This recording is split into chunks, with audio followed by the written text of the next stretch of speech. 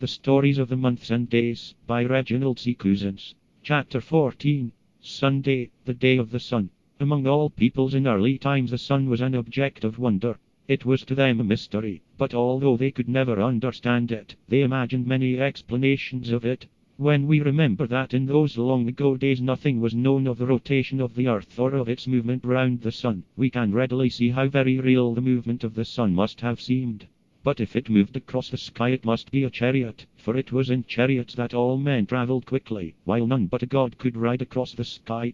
The nature of the sun may have been difficult to understand, but the comforts and the benefits which it brought to men were plain to all. It was a kindly God who gave the earth warmth and light, who ripened the crops and the fruit and made them serviceable to man, who clothed the trees with leaves and scattered the fields with flowers. It is little wonder then that in all parts of the world men worshipped the sun, and the God whom they pictured in their imagination was all the more real to them because of the great work he performed.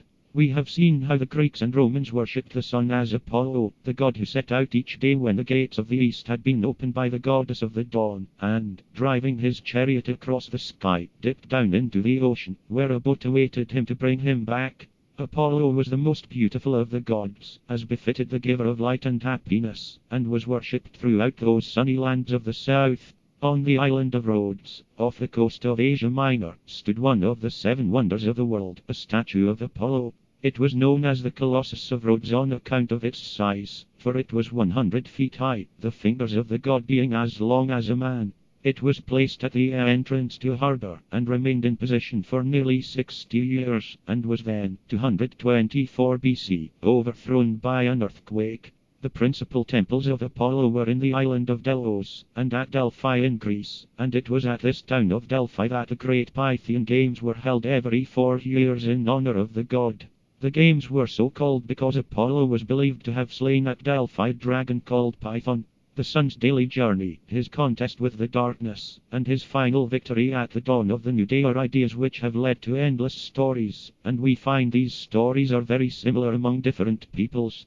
Ra, the great sun god of Egypt, was pictured as traveling by day in a ship across the waters of the sky, and returning during the night through the kingdom of the dead. To the Egyptians Ra was a symbol of life, death, and a new birth or resurrection.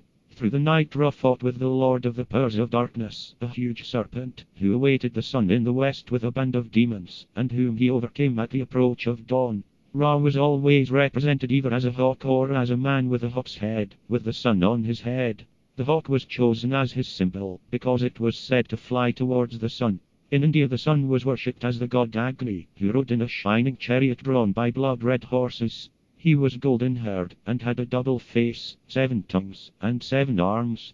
Among the gods of the early British who were driven into Ireland was the sun god Nod, or Lod, as he was sometimes called. His name appears in Ludgate, and it is thought that his temple stood on what is now Ludgate Hill in London. At a town called Lydney in Gloucestershire, the remains of a temple to Lod have been found, with many inscriptions containing his name. The Angles and Saxons imagined the sun to be carried in a chariot driven by a maiden named Sol, as we shall read later. They had no god whom we can describe exactly as a sun god, but several of their gods were like the sun in many ways, particularly Frey, whose sword sent out rays of light like the sun, and who caused the crops to ripen, and Balder the Beautiful, the god of light, who was the favorite son of Odin, father of the gods, and was, as his name shows, the most handsome of the gods, ever happy and light-hearted. His golden hair and his bright, clear eyes shone like the sun, and his radiant smile warmed the hearts of all who met him. He knew no thought of evil, but was good and pure, and bright, was loved by all, as all love light. In spite of his lovable nature, however, Balder was destined to misfortune through his twin brother, Hodor, the god of darkness, who was the exact opposite of his brother, for he was gloomy and silent, and suffered from blindness. Odin, through his great wisdom, knew that disaster was to come to Balder, and spared no effort to stave off the evil day, by making all things in creation swear that they would never harm the god of light. This they were only too ready to do, and all made a solemn vow, with the one exception of the shoot of mistletoe, which was passed over as being too slight a thing ever to cause harm to anyone. Balder being now free from all possibility of hurt, the gods one day amused themselves by shooting and throwing at him, laughing gaily as the objects they threw fell short or turned aside. Now Loki, the god of fire, was bitterly jealous of the god of light, and, as he watched the sport, his evil nature prompted him to a cruel and cowardly deed. Having discovered that the mistletoe alone of all created things had made no promise, Loki hastened to the gate of Valhalla, where the mistletoe was growing, and plucking it, by the help of his magical power, quickly fashioned from it an arrow. He then returned and sought out Hodor, who, because of his blindness, was standing idly aside and taking no part in the sport.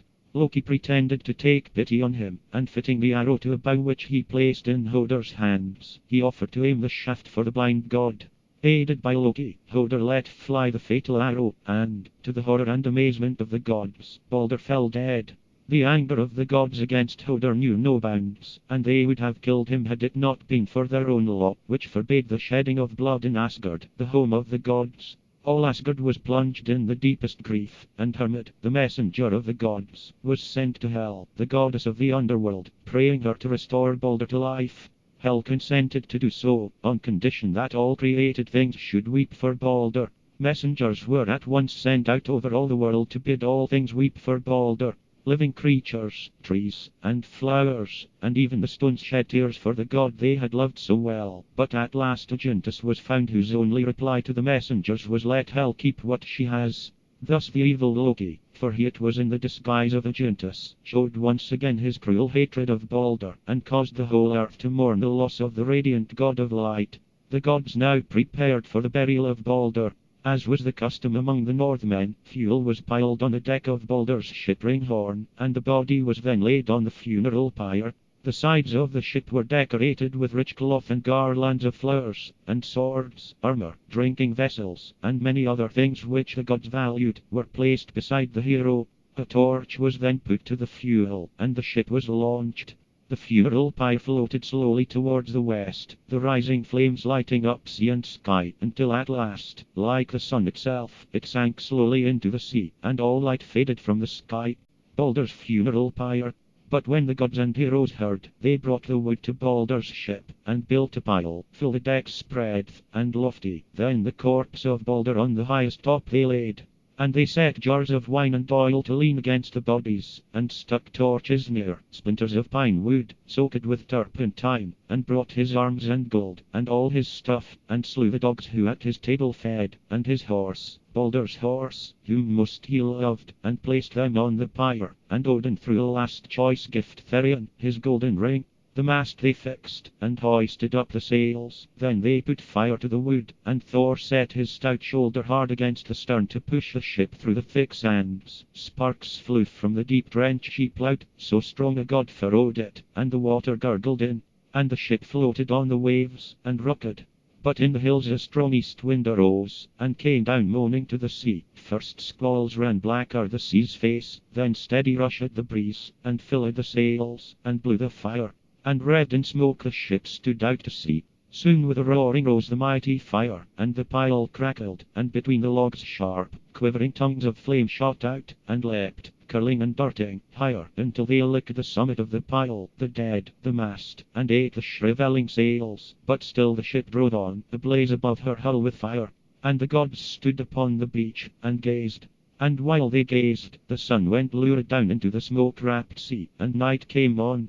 Then the wind fell with night, and there was calm, but through the dark they watched the burning ship still carried o'er the distant waters on, farther and farther, like an eye of fire. And long, in the far dark, blazed Balder's pile, but fainter, as the stars rose high, it flared, the bodies were consumed, ash choked the pile. And as, in a decaying winter fire, a charred log, falling, makes a shower of sparks, so with a shower of sparks the pile fell in, reddening the sea around, and all was dark. Matthew Arnold, Balder dead.